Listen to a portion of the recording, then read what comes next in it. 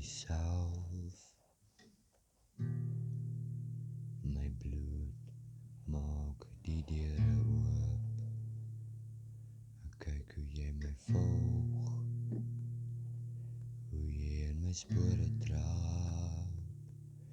Ek kyk hoe jy na my toe kom, daar waar die duiwel loop, daar waar die bloed gepleister is so diep, soos die fondasie